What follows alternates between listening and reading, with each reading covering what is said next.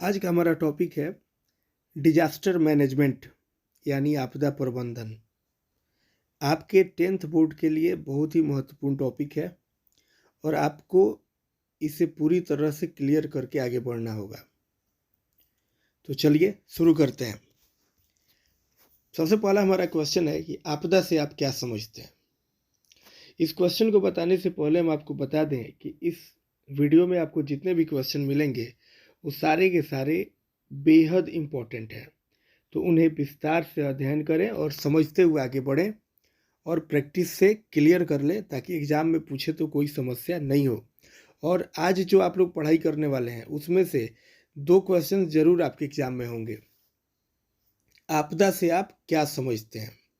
कुछ दुर्घटनाएं ऐसी होती हैं जो बिना बुलाए अकस्मात आ धमकती है और अल्प समय में ही जन धन की अपार क्षति पहुंचा देती है। यह हमें संकट की स्थिति में ला देती है। संकट की स्थिति उत्पन्न करने वाली ऐसी कोई भयावह घटना आपदा कहलाती है। मतलब कुछ दुर्घटनाएं ऐसी है जिसका पता आपको पहले से नहीं चलता। जैसे आज आप ठीक से बैठे हैं अपने रूम में और कुछ देर के बाद आप हिलने लगे। आप बैठे हैं, हिलने लगे, यानी भूकंप आ गया है।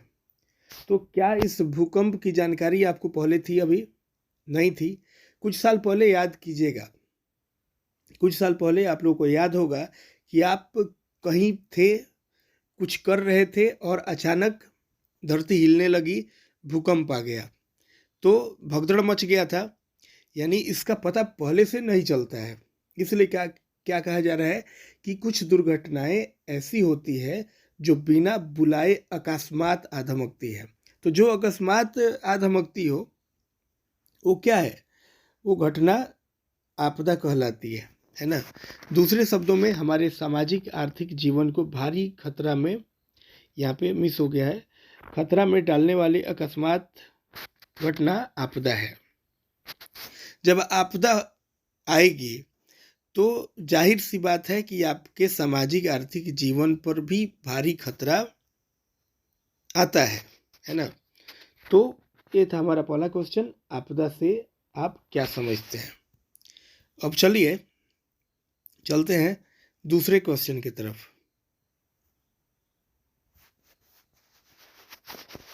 दूसरा क्वेश्चन है हमारा, आपदा प्रबंधन की आवश्यकता क्यों है। आपदा प्रबंधन की आवश्यकता क्यों है? देखिए इसका उत्तर देखिए। आपदा प्रबंधन की आवश्यकता आपदा के पूर्व एवं पश्चात, पूर्व मतलब पहले और पश्चात मतलब बाद। आपदा प्रबंधन की आवश्यकता आपदा के पूर्व एवं पश्चात होने वाली क्षति को कम करने या बचने से है। प्राकृतिक आपदा या मानव निर्मित आपदा इत्यादि के घटित होने से अधिक मात्रा में जैविक एवं अजैविक संसाधनों का नुकसान होता है। इसी संदर्भ में लोगों को विशेष प्रशिक्षण देकर उसके प्रभाव को कम करना आपदा प्रबंधन कहलाता है। प्रबंधन मतलब मैनेजमेंट करना, है ना।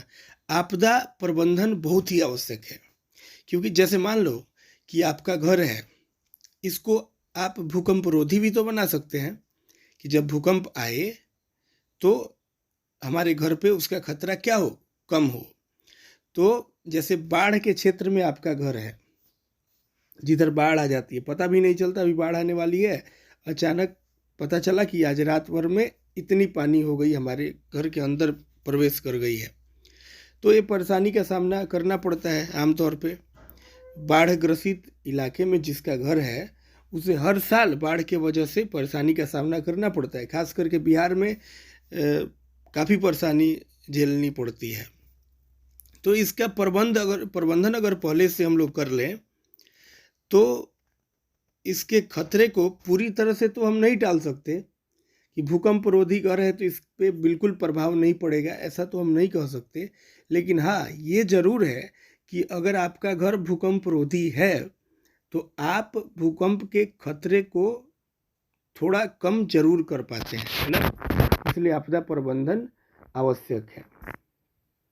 चलिए एक और बात है इसमें कि जो संसाधन है उसका नुकसान मतलब कम हो जाएगा। नुकसान तो होगा लेकिन कम होगा। अगर आपने आपदा प्रबंधन किया तो, आपने प्रबंधन नहीं किया है यानी पहले से उसका व्यवस्था नहीं किया है तो भारी क्षति उठानी पड़ती है। आगे चलते हैं तीसरे क्वेश्चन की तरफ। हमारा तीसरा क्वेश्चन है, आपदा प्रबंधन के उद्देश्यों की विवेचना करें। चलिए इसका आंसर देखते हैं। आपदा कोई भी हो उसका प्रबंधन अनिवार्य है। आपदा से न केवल विकास कार्य अवरुद्ध होते हैं, अवरुद्ध का मतलब होता है बाधित होना, बल्कि विकास कार्यों में कई व्यवधान उपस्थित होते हैं। कोई भी प्रबंधन कार्य तब तक सफल नहीं हो सकता है जब तक उसमें आम लोगों की सहभागिता नहीं होती है। आम लोगों की सहभागिता तथा पंचायत की मदद से ठोस प्रशासनिक निर्णय लिए जा सकते हैं और वे निर्णय की दीर्घकाल में प्रबंधन हेतु आवश्यक होते हैं। पूर्वानुमान या पूर्व जानकारी से अपने आसपास घटने वाली किसी भी संभावित विनाश से बचा जा सकता है। उत्तर बिहार के लोग कोसी की विनाश लीला से बचने के लिए आपसी सहयोग से बाढ़ के अनुरूप जीवन शैली बना ली है। देखिए, आपदा प्रबंधन का उद्देश्य क्या है? आपदा प्रबंधन, आपदा कोई भी हो उसका प्रबंधन अनिवार्य है। यानी आपदा किसी भी प्रकार की हो लेकिन हमें उसका प्रबंधन जरूर करना चाहिए, क्योंकि इससे विकास के कार्य ना बिल्कुल अवरुद्ध हो जाते हैं यानी बंद हो जाते हैं और बहुत सारे व्यवधान इसमें उपस्थित हो जाते हैं। और यह तब तक सफल नहीं हो सकता जब तक आम लोगों की इसमें सहभागिता नहीं हो।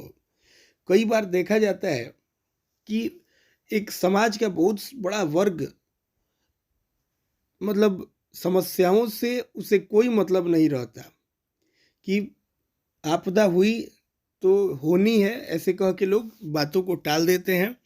लेकिन अगर सबकी सहभागिता हो तो इसे हम लोग आसानी से आपदा का प्रबंधन कर सकते हैं, है ना। चलिए, और आपदा के प्रबंधन से हम विनाश से भी बच सकते हैं। जो संभावित विनाश है और उसकी संभावना को हम कम कर सकते हैं आपदा के प्रबंधन से। आगे चलते हैं। अगला क्वेश्चन हमारा, आपदा प्रबंधन क्या है? आपदाएं चाहे जिस प्रकार की हो, इससे धन, जन एवं संसाधनों की अपार क्षति होती है। इस संभावित अपार क्षति को कम करने का उपाय ही आपदा प्रबंधन कहलाता है। मतलब किसी भी प्रकार की आपदाएं हो, इससे धन की, संसाधनों की, लोगों की क्षति होती ही है और ये क्षति बड़े स्तर की होती है। जब बाढ़ का समय चलता है तो उस समय सैकड़ों लोग उसमें डूबकर मर भी जाते हैं। वैसे मवेशी, बहुत सारी चीज़ें उसमें विध्वंस हो जाती है। ठीक उसी प्रकार से भूकंप से भी कई बार ऐसे सुनने को मिलता है। नेपाल साइड में भी आप कई बार सुन चुके हैं कि कुछ साल पहले की ही घटना है कि बहुत सारी इमारतें ढह गई थी और हजारों लोग मारे गए थे उसमें। तो इस अपार क्षति को कम करने का उपाय ही आपदा प्रबंधन है। यानी जो क्षति होने वाली है उसका मैनेजमेंट करना, उसका प्रबंधन करना आपदा प्रबंधन कहलाता है। आपदा प्रबंधन में उपग्रह फोन का क्या उपयोग है? आपदा प्रबंधन में उपग्रह फोन का क्या उपयोग है? आंसर देखते हैं इसका। उपग्रह फोन आपदा प्रबंधन में सर्वाधिक प्रयोग में लाया जाने वाला साधन है। ऐसे फोनों के लिए उपग्रह ही टेलीफोन एक्सचेंज के रूप में कार्य करता है। ये फोन बहुत ही विश्वसनीय आवाज़ एवं डाटा संचार प्रदान करते हैं एवं इन्हें सुविधानुसार कहीं भी ले जाया जा सकता है। यानी उपग्रह फ़ोन आपदा प्रबंधन में सबसे अधिक प्रयोग में लाया जाने वाला साधन है। ऐसे फ़ोनों के लिए उपग्रह ही टेलीफोन एक्सचेंज के रूप में कार्य करता है। ये फ़ोन बहुत ही विश्वसनीय आवाज़ एवं डाटा संचार प्रदान करते हैं एवं इन्हें सुविधानुसार हम कहीं भी लेकर के जा सकते हैं। आगे देखते हैं क्वेश्चन नंबर 6। आपदा प्रबंधन में सरकार की क्या भूमिका है, स्पष्ट करें। चलिए, आपदा प्रबंधन में सरकार की अहम भूमिका है। सरकार को संबंधित या क्षेत्र विशेष में आने वाली आपदा की पूर्व आशंका का ज्ञान होता है। संबंधित के बाद यहाँ ये नहीं रहेगा, फुल स्टॉप यहाँ पे हो गया है। आपदा आने के पहले एवं आपदा आने के पश्चात दोनों ही स्थितियों के लिए सरकार द्वारा नीतिपरक एवं प्रशासनिक तैयारियां करना आवश्यक हो जाता है। इसके अंतर्गत वैकल्पिक संचार व्यवस्था, राहत कैंप की व्यवस्था, आवश्यक वस्तुओं की आपूर्ति एवं अन्य कार्यों को करना शामिल है।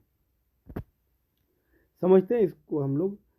आपदा प्रबंधन में सरकार की भूमिका के बारे में बताना है।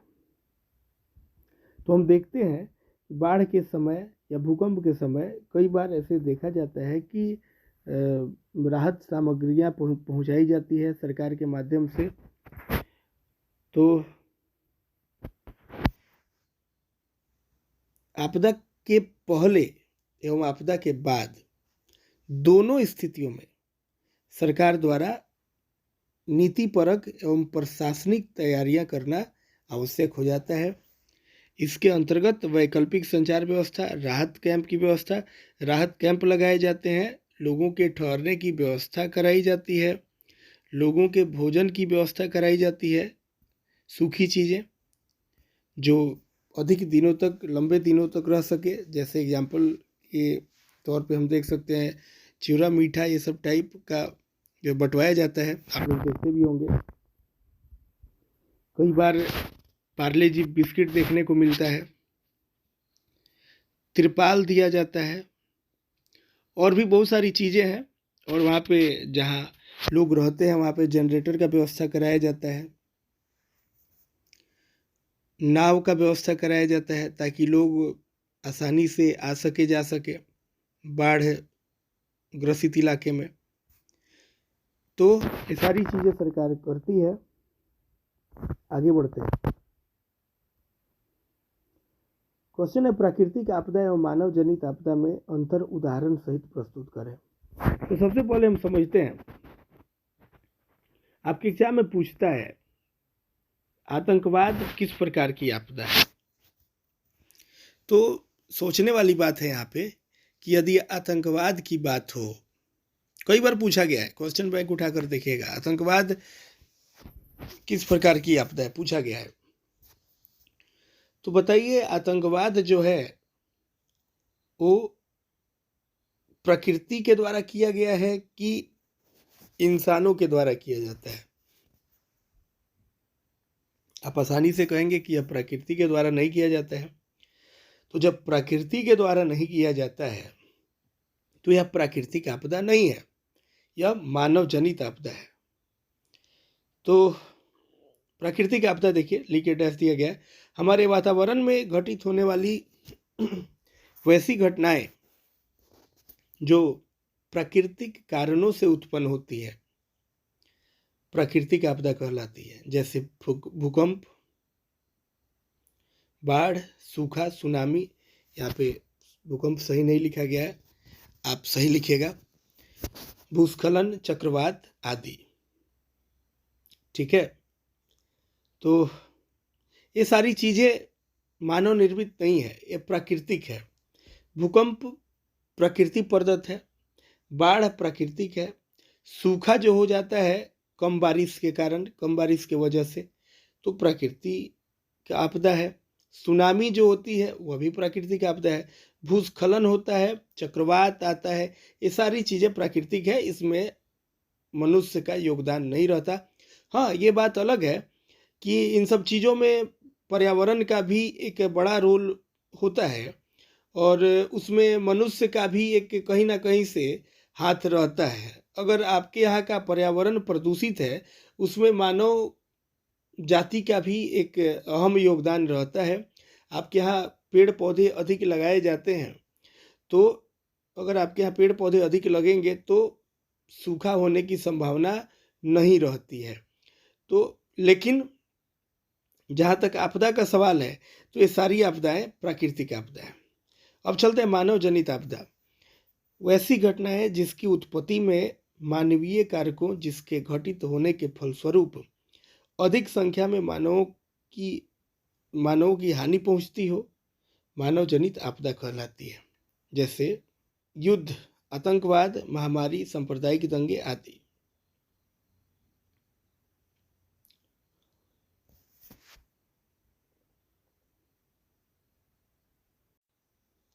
यह हम समझ सकते हैं कि युद्ध प्राकृतिक आपदा नहीं है, यह इंसान के द्वारा किया गया है। आतंकवाद हुआ, महामारी हुई, सांप्रदायिक दंगे हुए, ये सभी मानव जनित आपदा के अंतर्गत आते हैं। तो हम लोगों ने समझा प्राकृतिक आपदा को और मानव जनित आपदा को। अब चलते हैं अगले क्वेश्चन की तरफ। बिहार एक सर्वाधिक आपदाग्रस्त राज्य है, कैसे? बिहार एक ऐसा राज्य है जहाँ कई प्रकार का प्राकृतिक आपदाएं आती रहती है। यह मुख्य रूप से बाढ़, सूखा, तूफान, वज्रपात और भूकंपीय आपदा आती है। बाढ़ तो बिहार की नियत बन गई है। देखिए यहाँ पे लिखा है बाढ़ तो बिहार की नियत बन गई है। इसका मतलब समझ रहे हैं, बाढ़ ना बिहार को तबाह करके रखी हुई है। बाढ़ हर साल आती है और बिहार को तो आजकल स्पेशल बाढ़ के रूप में भी देखा जा रहा है। बाढ़ के समय आधा से अधिक बिहार पानी की चपेट में रहता है, डूबा रहता है। यहाँ तक कि कई बार पटना जो बिहार की राजधानी है, उसको भी डूबे हुए देखा गया है। हल्की बारिश के बाद भी वहाँ बाढ़ वाली स्थिति हो जाती है। और बहुत सारे इलाके हैं, खास करके उत्तर बिहार, इसका तो मैक्सिमम भाग बाढ़ की चपेट में आ जाता है। उत्तर बिहार के लोग प्रत्येक वर्ष बाढ़ की परेशानी को झेलते हैं। सूखा का प्रभाव दक्षिण पश्चिमी और मध्य दक्षिणी बिहार में अधिक पड़ता है। तूफान का प्रभाव बिहार के उत्तरी पूर्वी जिलों में अधिक पड़ता है। भूकंप का सर्वाधिक प्रभाव उत्तरी बिहार के सीमावर्ती क्षेत्र में पड़ता है। कुल मिलाकर के देखा जाए तो बिहार की जो सबसे बड़ी परेशानी है वो है बाढ़। चलिए आगे बढ़ते हैं। आग आपदा के समय कौन से उपाय करना चाहिए? आग आपदा, हम लोग कई बार देखते हैं कि आग लगने से एक पूरा गांव विध्वंस हो जाता है, बहुत सारी चीजें नुकसान होती है। आग लगने की स्थिति में सबसे पहले आग में फंसे हुए लोगों को बाहर निकालना एवं घायल को तत्काल प्राथमिक उपचार देकर अस्पताल पहुंचाना चाहिए। प्राथमिक उपचार में ठंडा पानी डालना, बर्फ से सहलाना, बरनौल आदि का उपयोग करना, आग के फैलाव को रोकना, बालू मिट्टी एवं तालाब के जल का उपयोग करना एवं यदि बिजली से आग लगी हो तो सबसे पहले बिजली का तार काट देना चाहिए।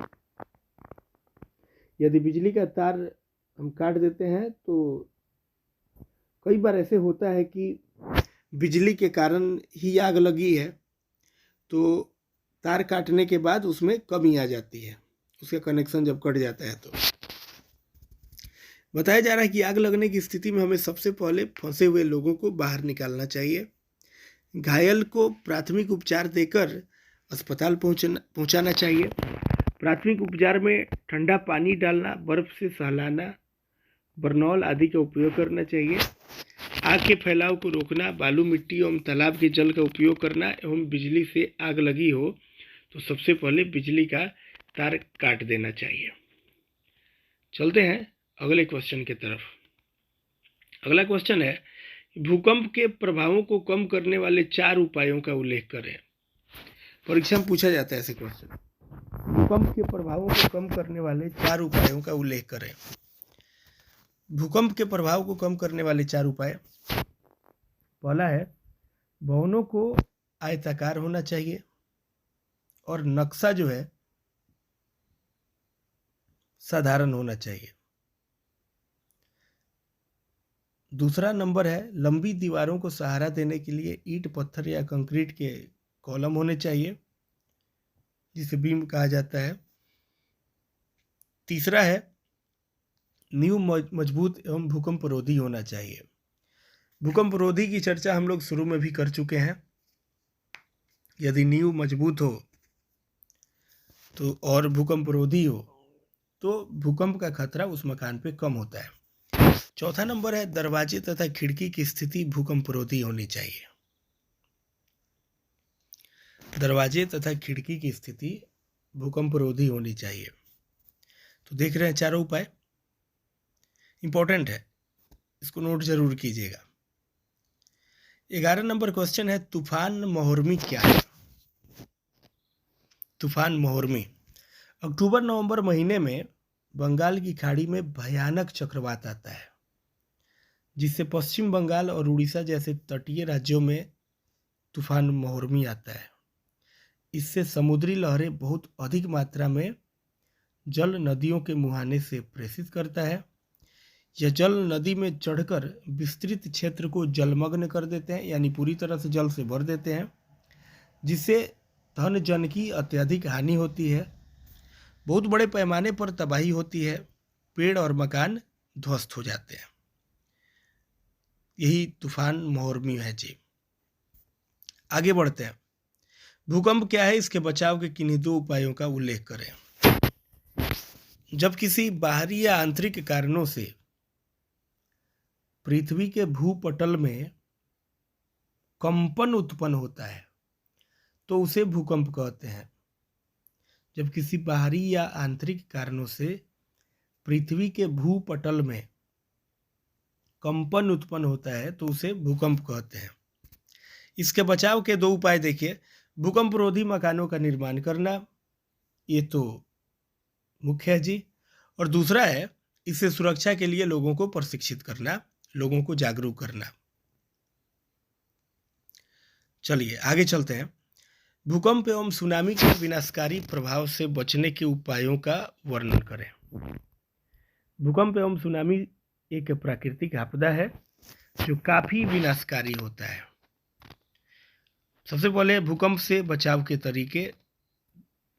1 नंबर में, भूकंप का सटीक पूर्वानुमान लगाया जाना चाहिए। दूसरा है, भूकंपरोधी मकान बनाया जाना चाहिए। 3 नंबर है, जनता को जागरूक बनाया जाना चाहिए। और चौथा है, विद्यालय में बच्चों को भूकंप की जानकारी दी जानी चाहिए। और सुनामी से बचने के विभिन्न तरीके। पहला है, समुद्र के नजदीक तटबंधों का निर्माण किया जाना चाहिए ताकि तट मजबूत हो सके। तटबंध के किनारे, दूसरा है, मैंग्रोव वनस्पति लगाया जाना चाहिए। 3 नंबर है, तटीय क्षेत्रों के नजदीक रहने वाले लोगों को प्रशिक्षित किया जाना चाहिए क्योंकि उनमें इसका खतरा अधिक होता है। और चौथा है, सुनामी में प्रभावित क्षेत्रों में तत्काल मदद पहुंचाना चाहिए। आगे चलते हैं। हमारा क्वेश्चन है अगला, भूकंप का अधिकतम प्रभाव क्षेत्र कौन सा है? तो भूकंप तीव्रता की दृष्टि से 9 से अधिक तीव्रता वाला क्षेत्र है। इसमें भारत के सभी पूर्वोत्तर राज्य, बिहार एवं नेपाल की सीमावर्ती क्षेत्र तथा गुजरात का कच्छ प्रदेश शामिल है। इसे जोन 5 में रखा गया है। जोन की चर्चा हम लोग करेंगे अगले क्लास में, अगले वीडियो में। आज इसमें बस इतना ही। उम्मीद करते हैं आपने सभी क्वेश्चन को समझा है, बारीकी से अध्ययन किया है और आप याद रखेंगे और आपके एग्जाम में पूछेगा तो आप आसानी से इसका उत्तर लिखेंगे, आप मिस नहीं करेंगे। बने रहिए और पढ़ाई करते रहिए, जी जान लगा करके पढ़िए, समर्पित होकर के पढ़िए। टेम्परोरी पढ़ाई का कोई फ़ायदा नहीं है, आपका समर्पण होना चाहिए आपके अध्ययन के प्रति। मिलेंगे फिर अगले क्लास में अगले वीडियो के साथ। आज के लिए बस इतना ही। बहुत बहुत धन्यवाद।